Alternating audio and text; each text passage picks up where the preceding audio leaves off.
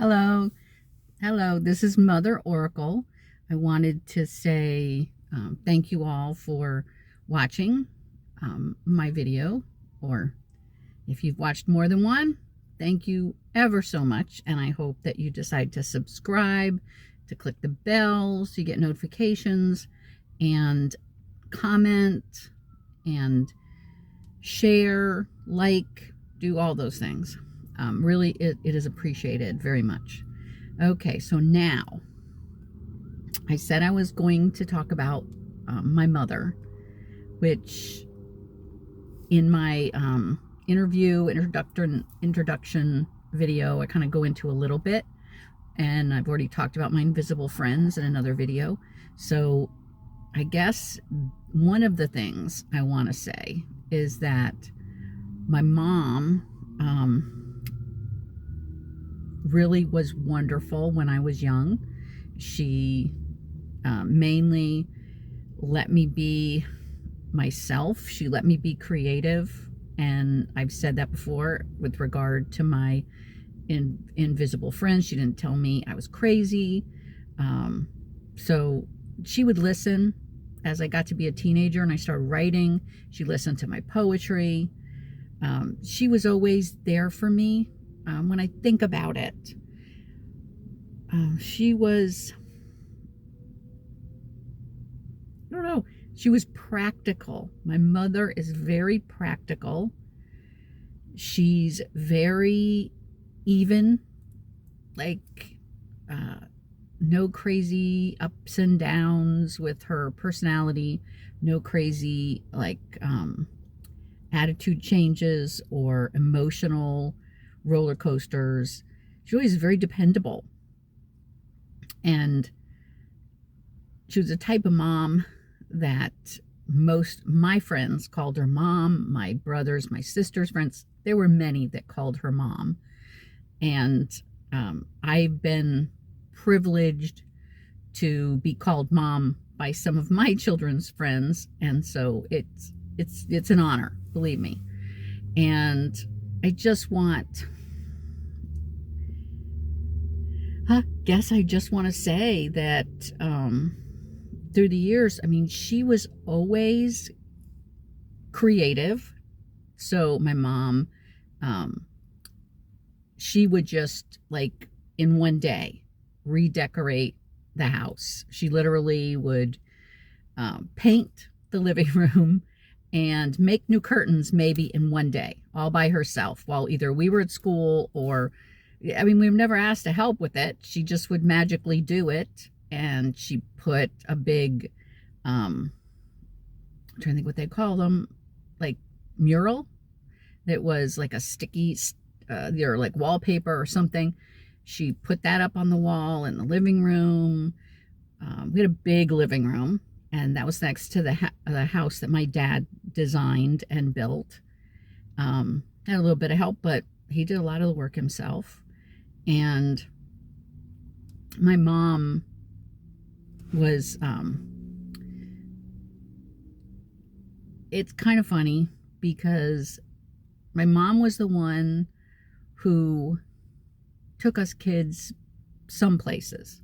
Like, she would go on our field trips.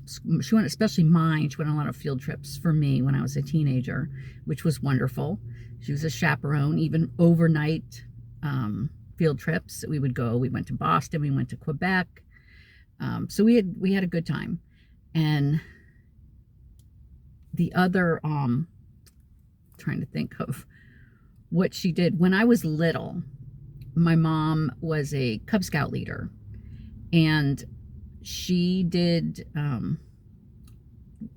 obviously did a lot of things with the Cub Scouts and camping, all kinds of stuff. And when I was little, she would take me with her to all of those different events. And I thought I was a Cub Scout. So when they had a big parade, I think it was for Memorial Day or 4th of July, and the Cub Scouts were marching in the parade, I insisted that I needed to march with the Cub Scouts. And so I was there marching with the Cub Scouts, I remember. And not having any kind of uniform on, but I was a Cub Scout. And later, when my sister became a brownie, I was like, I thought I wanted to be a brownie, but then when I realized that they didn't have as much fun as the Cub Scouts, I did not want to be a brownie anymore. Um, so let me see. My mom, and I mentioned my dad being a Taurus, my mom was a Virgo.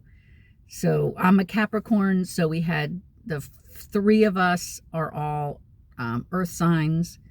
And my mom is one of those people who doesn't like antiques, very, very minimalist, likes more modern things. And I, being a person who likes antiques, and I like older things, it's a little bit of a conflict there, but it wasn't really an issue. But just a difference in what we like and what we don't like. My mom was never a collector of things, whereas my dad was a collector of things. The house that my dad built, I know there's a story that my mom and I talked about recently where he had told her, I was telling her something about walking out in the woods, that I used to go for these long walks out in the woods. And she was like, kind of surprised. And I said, well, yeah, it's fine. And I said, I always could find my way back, because basically my dad, being a collector of things, he had a tendency to put even old cars, he would bring them up and put them in the woods. And then, you know, as he found things that he thought he could use, he would put those things in the cars. And so it wasn't tons of them out there, but there was enough that they were like, there's this spot, then I turned left at that car, then I always knew my way. Always knew my way in the woods. It was not an issue. Plus, I could understand which way the sun was, and could always get back, even when there was no cars around to be seen. But I loved growing up there. But my mom told me that my dad had told her not to walk in the woods, not to go in the woods. And so my mom, the whole time we lived there, never walked into the woods there. And what's funny is that when I told her that story about the car, she was like, okay, so that's why he didn't want me to go in the woods, was because he knew I'd be upset if there were cars back there in the woods, if there were old cars back in the woods. So that was their dynamic a little bit. I'm trying to think of what else. My mom, I guess, at some point had told my dad we needed to start taking summer vacations. And so we started going and camping for 2 weeks every summer, which was absolutely wonderful. I always thought it was my dad's idea, but apparently it wasn't. It was my mom's idea. And we did that, even started out with all four of the kids in the car going. And then eventually it got to the point where it was, just whittled down to where it was my sister and I, and we would invite a friend to come with us. So, and then when my sister left, it eventually got to be me, and then I would invite a friend to come. And then it got to the point where it was my mom, me, and the friend going on vacation by ourselves.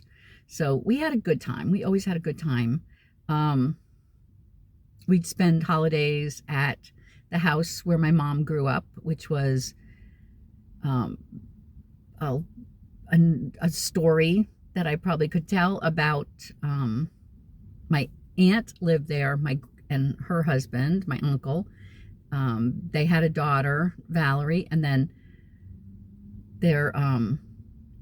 my grandmother lived there, and my great-grandparents lived in that house. And the reason that they lived there was because back in, I must have been 1889, because my grandmother was born in 1890.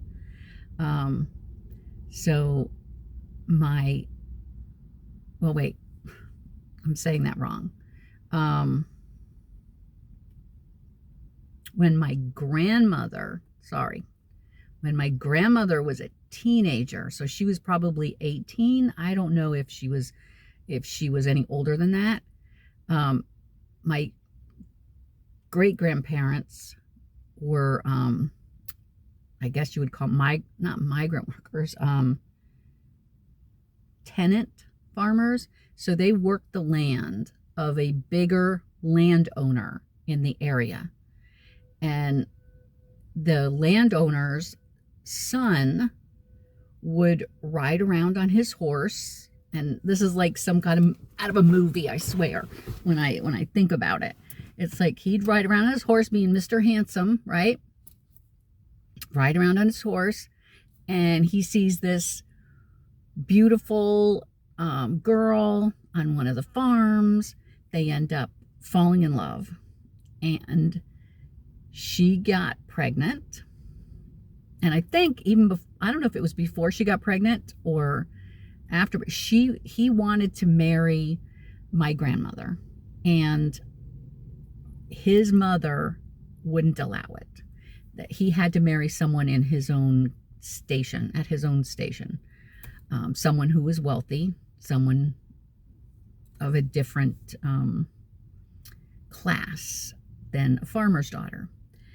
And he wanted to help my grandmother as much as possible. He would take her places.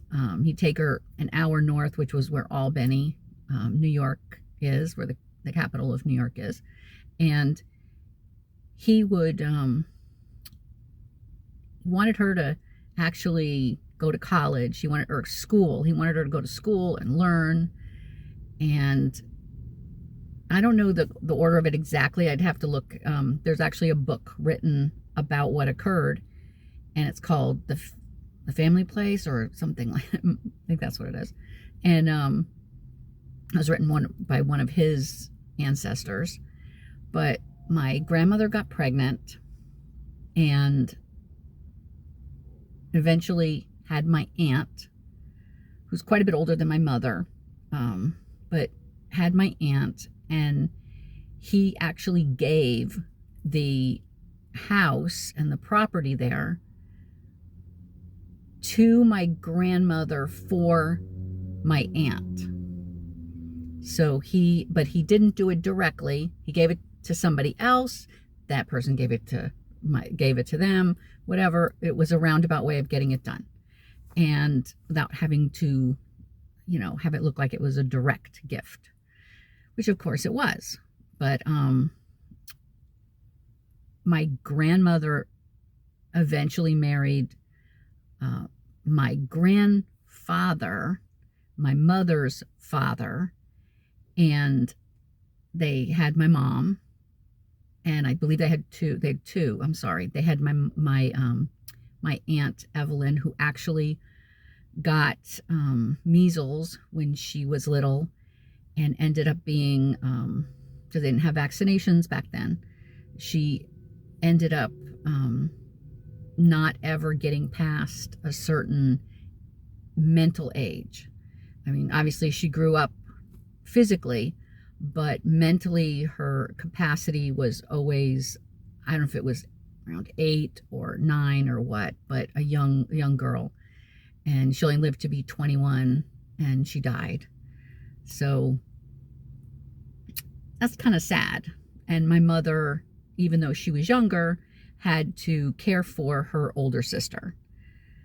And my mom was very much a caregiver, even at all of her ages. And she was very much an activist, political. She wanted things to get done. She grew up in the house, and it didn't have any like running water, electricity. They had to go, like, it was a hand pump in the kitchen, and I don't know if they had gas lights or what exactly, but that was basically the extent of it. And the reason they couldn't get it was because one of the other landowners in the area, one of the other farmers, didn't want the electrical wires to come across his property. So he would not give he wouldn't give the right-of-way access or whatever. And my mother was writing letters, trying to get it approved. And apparently, I think at some point, maybe when my mom was 18, so after she had gone through all of school like this, eventually, I don't know if it was the government or who did it, but someone said that they had he had to give access. And so they finally got electricity at the house, and maybe they had running water, but it was, not hooked up to the city situation at that point. But it's just kind of crazy when I think about my mom. She'd tell me about them giving her like catnip tea for certain things and turpentine or something like that. It may not be exactly right, but they would give her some kind of different medications that were very much herbal remedies and, home remedies for different things, depending on what was going on with her when she was growing up. So she had, completely different upbringing than myself. My mom, like I said, being very responsible or whatever, and she got married to my two brothers' father when she was young, and they, that she didn't have them till after she was married, but she got married to their father and had the two of them. And then basically what occurred was that they had a farm. He actually died of a heart attack. He had problems with his heart, and then he died of a heart attack at like 32. So my mom was very young, and she was left with these two little boys who were very rambunctious. She told me once that they had gotten a hold of matches, and they were upstairs playing, and they had set the mattress on fire. They were playing underneath it. And she said she went up there and did one of those feats of strength where you just don't even realize your own strength. And she said she folded the mattress in half, held it with one arm. That's what I can just picture her doing this. Little woman, my mom's like 5'2", put open the window with the other and shoved it out the second story, this burning mattress. And I'm like going, I can see my mom doing it. Again, my mom has the strength in fortitude to do these things. It's not inconceivable to me that she could accomplish these things, even without a burst of adrenaline. She was always doing things like that. If it was, like I said, decorating, she made costumes for us. She took us around, all of us, on Halloween. She'd pile us in the car, because where we lived, it wasn't like house. So we would go to the different towns in the area, and then we'd get out and trick or treat and then get back in the car. So I know a lot of kids probably do the same thing now, but basically it was wonderful. We had so much fun. And my mom was always, my one brother had like softball games or basketball games. And man, I remember my mom being in the audience for the basketball games, because my brother and his 4 friends were the main varsity. It was junior varsity, then varsity basketball players for the high school. And it was Roloff Jansen High School in Hillsdale, New York. Gorgeous building, absolutely gorgeous building. It was condemned eventually. It had asbestos in it, and I've heard rumors that it's possible that they're going to turn it into a resort. So I'm hoping somebody bought it and will turn it into a resort. But my mom would just scream and cheer and practically lose her voice after every game, because she was so excited by it. And like I said, all the guys on the team were friends of my brother, and so our house was always filled with people. It was either my one brother's friends, and when I was little, I think, was when my oldest brother, who's 9 years older than me, moved out of the house and moved into his own apartment in Hudson. And I just remember my mom helping him move in and that kind of stuff. But then my brother Charlie, he was he was there obviously a lot longer, and he had a band at one point, and they would practice in the living room. We had a big living room at the house that my dad had built up on Birch Hill Road, and it just, they would have In-A-Gadda-Da-Vida playing. We'd have, it was by Santana. We'd have all kinds of different, Beatles songs. We had all kinds of songs being played. My brother played the organ. And then at one point, and he had a drum set that was sitting there, so when they practiced, the drums were there. And my mom would sometimes drive them to their gigs until, I guess, or maybe they had a car and they drive themselves. But at one point, they had to go to this one, they had to go to a gig. And one of the friends of my brother, Bobby, he actually, I guess, either didn't have permission to go, but, they were getting paid for it and they couldn't very well back out. So he went, and when he arrived home, all of his clothing, everything was out on the front lawn.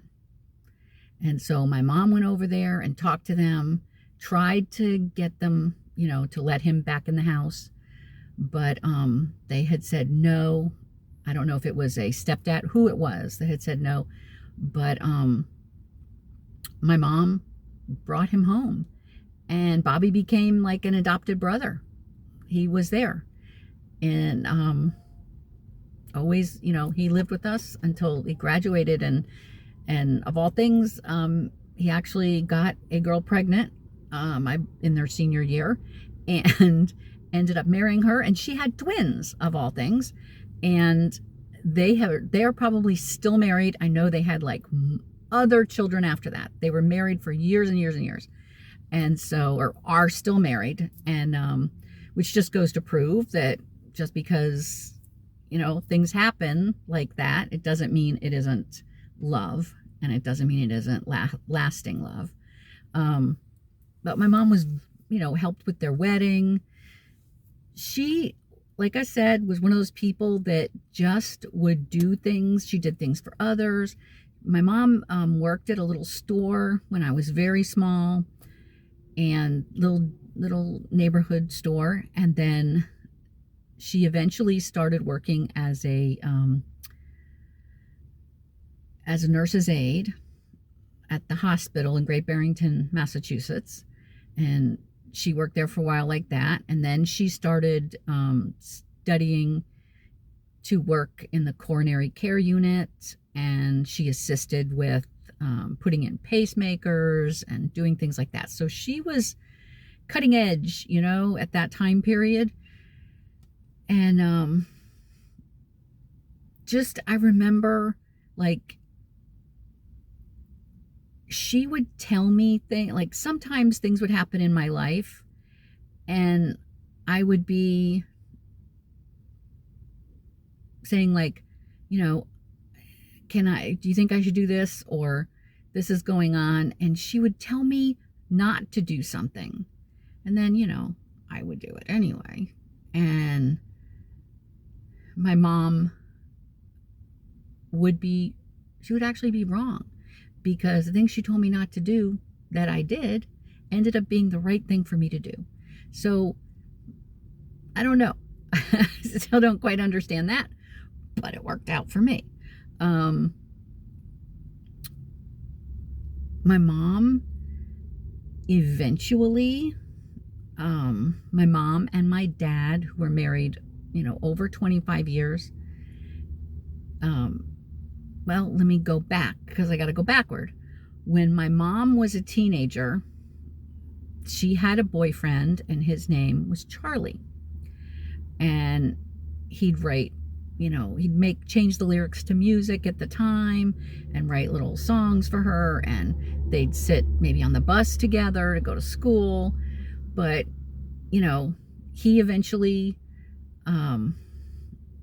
it's funny because he eventually wanted to probably marry her or be her boyfriend. And my grandmother, who had been told the exact kind of thing when she was young, told her no, that she could not go out with him because he was not very good. I don't know if he got in trouble with the police at one point for being in a fight.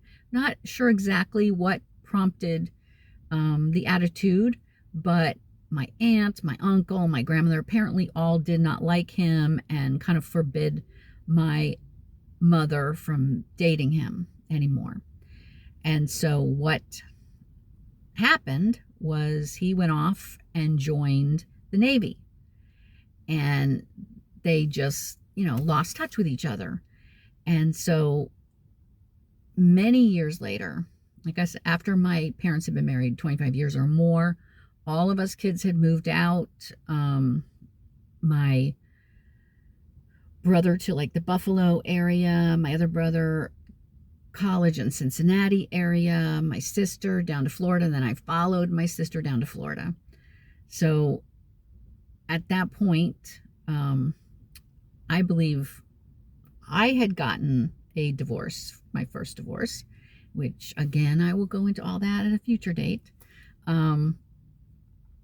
And I was living by myself with my two sons, and I just really distinctly remember standing in the kitchen. That's where the phone was, because back then you didn't have cell phones, and my phone was on the wall in the kitchen, attached with a cord. There was nothing cordless. And I remember my mom calling me and talking to me and telling me that what had happened was Charlie had come back into town after 35 years. He had come back into town to see his mother, who lived there. And I'm not sure if he was adopted or not. I'm not 100% on that, but I think so. And he had come back to see her, and he decided, he sent a message, wanted to know if he could come visit my mom. And so again, my parents were married, and so he did. He came and saw. My dad was there during the visit. Everything was nice. And then he left after the visit and apparently wrote a letter to my mom, and my mom immediately wrote a letter to him. The letters passed in the mail, and my mom got his letter, he got her letter, and basically they both said the same thing, that it was like no years had passed. They both loved each other, and they just kept corresponding. And eventually my mother and my father got divorced, and my mother left the house, left 90% of her possessions, and moved to Minnesota to marry Charlie. So he became my stepdad at that point. But what is little side note there concerning my father, apparently my dad, and this is scandalous, I know, but apparently my dad had, I'm not going to say names, had rescued a girl from possibly being raped. This is how the story was told to me. And she was much, much younger than him, probably around my age or my sister's age. And basically she just kind of fell in love with my dad, being a younger woman, my dad being a man and being one that, always, seriously, man, that's all I can say. He just loved looking at young women, loved looking at women.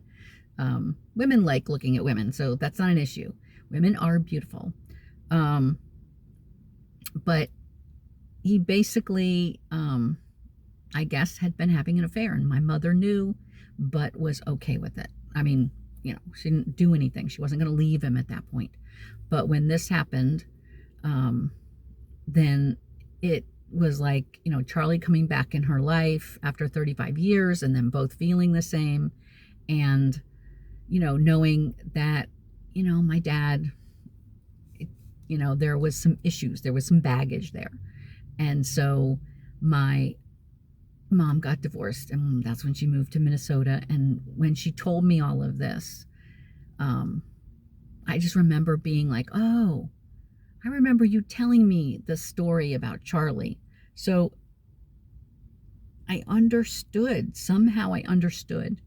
And, she had told me the story about Charlie because at the time I was having a situation with a boy as a teenager.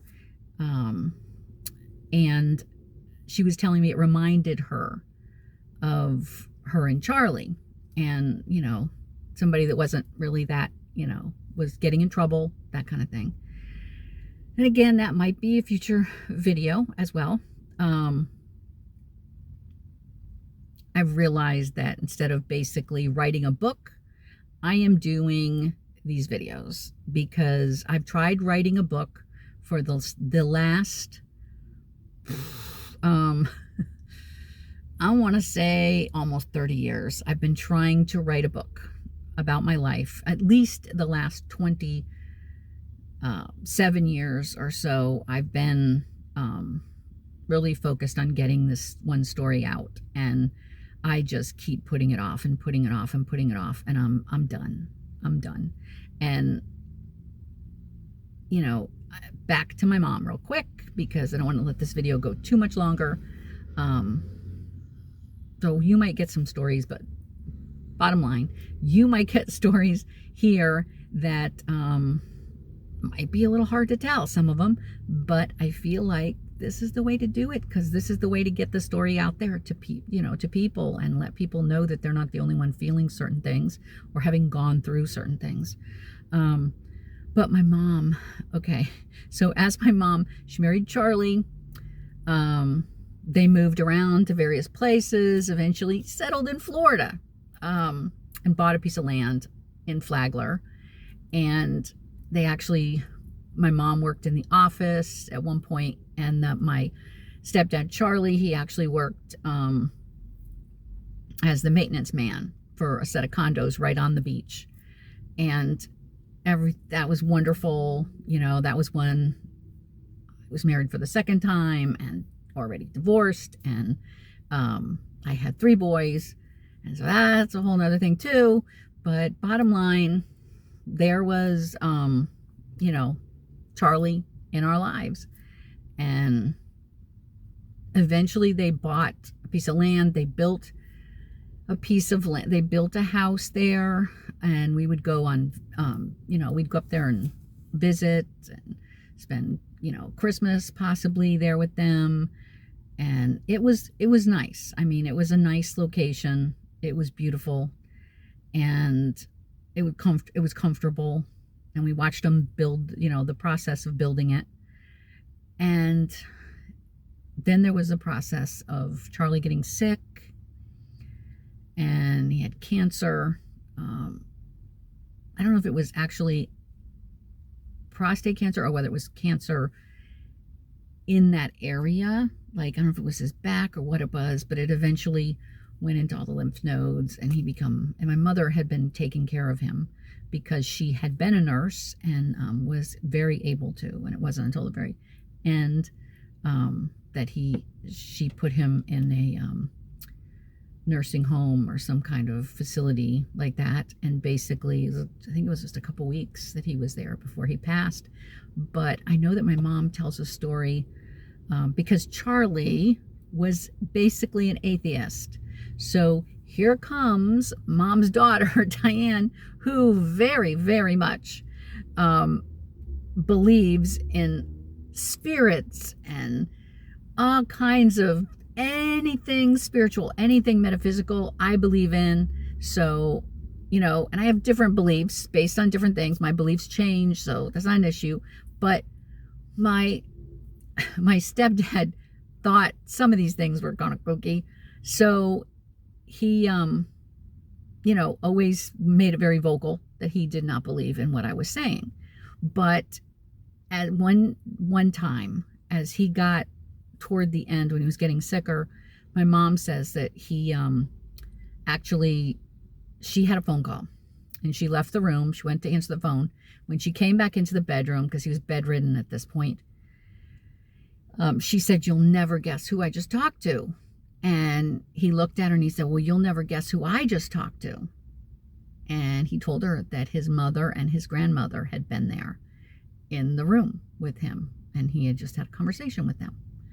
So my mom, again, didn't call him crazy, just kind of, she believed, because she knew she had spent time with the little girl who was seeing spirits and things. So, like I said, Charlie eventually passed, and my mom actually sold the house and moved to a location up near my sister. She moved to really nice like apartments for people that are older, and she basically has her own little apartment, 1 bedroom, has a little kitchen, living room, little dining room all together, and basically a little 1 bathroom, washer dryer downstairs, like little community area. And so my mom has lived there for years now. I can't even think how long, but she's lived there for a long time, and probably 20 years, I'm going to say. She probably lived there 20 years. And my mom is 91. And my sister, who has been taking care of her, who is like her main caregiver because she lives in the next town. Now they live in the same town. But my sister and her husband are actually moving to Denver, Colorado, out in that area. And they bought a house, and they're moving my mom. So in about a month before my mom's 92nd birthday, she is moving across the country on her next adventure to live in Denver, Colorado. So it's my mom. I used to say that, I'd call her up on the phone because I'd see something on the news and I'd be like, oh, well, my mom isn't going to have heard this, right? Call her on the phone, say, Mom, I just saw this, comet or meteor, whatever it was, meteor went through the air in Russia, and, you gotta see this, there's all kinds of stuff. My mom's like, oh yeah, I know all about that. Like, knocked out all these windows. I'm like, Mom, how do you know these things? Like, she knew everything. It was almost like we used to joke that she had like a direct phone, like line to, I don't know, the news agencies, whatever it was. My mom always knew things first.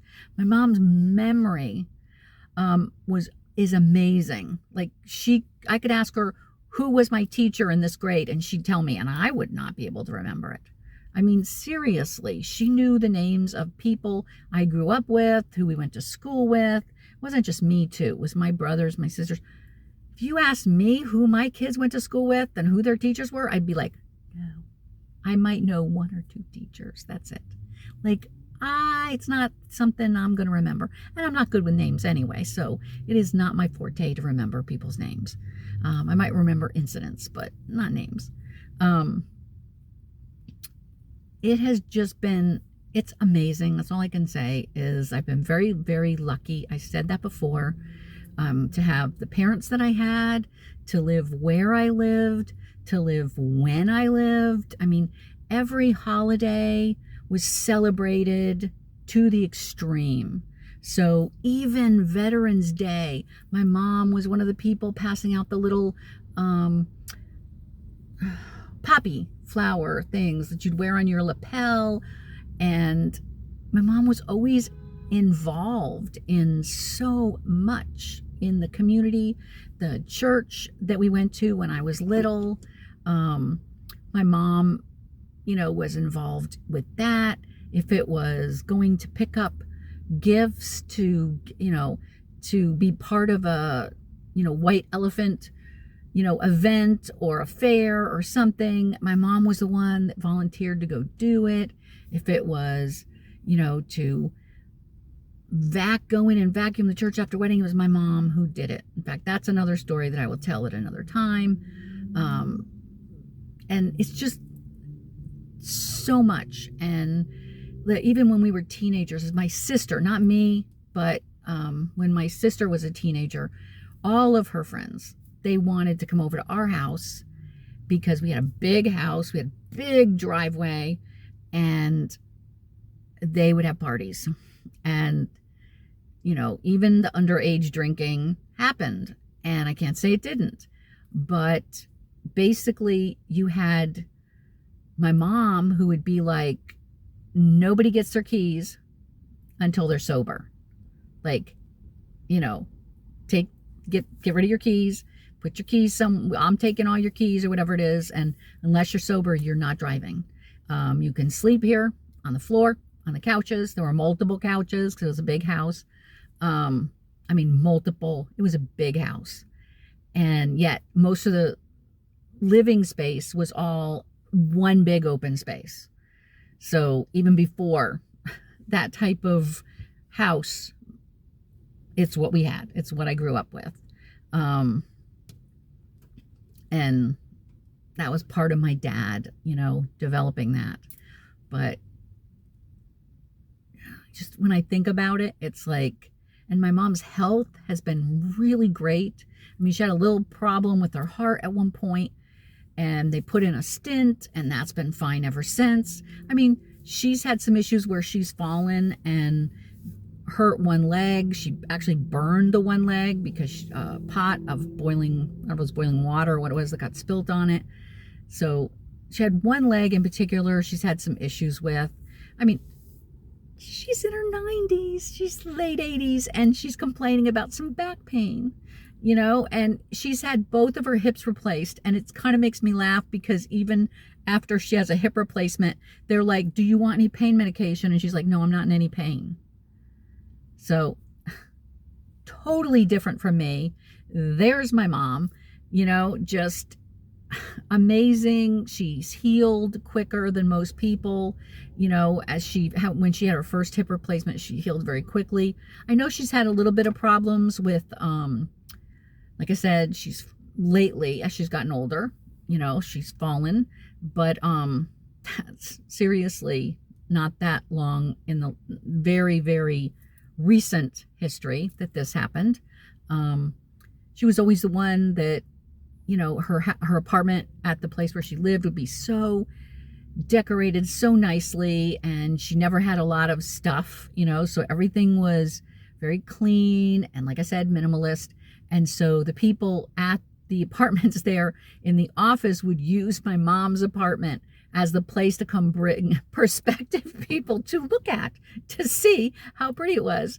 And because other people may have had things from a house that was huge house that was cluttered, and they would want to bring all their possessions. And so then there might have been issues with them having to call fire marshals because they needed to be able to get in case there was an emergency. So, people had to keep their areas clear. And my mom's was already clear. Nobody had to tell her that it had to be clear. Again, she's just, the keeper of the photographs for my family, the keeper of the family ancestry. She had lists of things. She and Charlie had actually gone to Denmark at one point and went back to the village where my great-grandmother had come from. And they actually went to Germany, where one of her great uncles, I guess, had a shop. And so she, had letters written, and from back 1800s, I think. And so she had kept things, and she again had pictures. And so I've kind of taken on that mantle of having, putting things on ancestry.com. I haven't made anything public yet, but I'm trying to collect information and do that because I'm interested in it. I also have lots of photos, tons of photos. In fact, as I wrap this up and just say, I love both of my parents dearly. Just almost could bring me to tears as to how lucky I feel to have the parents that I had. I know many people are not as lucky, but I'm just going to say that you know, I know that everything that occurs to every single person happens for a reason. So if you have not been as lucky with your parents, I know from what I've been told on a spiritual level that you pick your parents. So just know there's a reason why you chose the parents you chose. If it's so that you could learn a certain lesson, so when you got older, you could help other people. If it's so you could be prepared for something that was going to happen to you in the future, whether with your own children or with some other situation, just please know there's no real regrets. Just know that whatever it was, it made you stronger. So my childhood made me stronger in one way, yet it made me feel very, it made me feel safe. And so in some circumstances, you know, when things would happen and I wouldn't feel safe, I maybe couldn't deal with it as well as other people. Maybe I stuffed it down, which is part of this. And we'll talk about that on a future video too. But just know everybody deals with stress in different ways. And it really, some of it does depend on genetics. It depends on how you're raised. It depends on your personality at birth and what personality you develop as you are living. So please know that you all are blessed in your own way, and you're given strength by what you endure. And sometimes you're given weaknesses by what you endure. And those weaknesses can be turned into strengths. So don't, you know, I guess I want to say, I'm not bragging, but yeah, you know what? I'm bragging because these are my parents and I love them and they're the best and they did the best with what they could do. They might not have been perfect, but they were absolutely perfect for me. Absolutely perfect for me. I couldn't have asked for better parents. They treated me the way I needed to be treated to become this person that you see in front of you. So I'm going to end up on that and just say, please, please just continue to watch. And I promise that I will get to something creative eventually. There's just been a lot going on at home and I have to be able to set that down and figure out how I want to record it. But I love you all, and just know that all is well.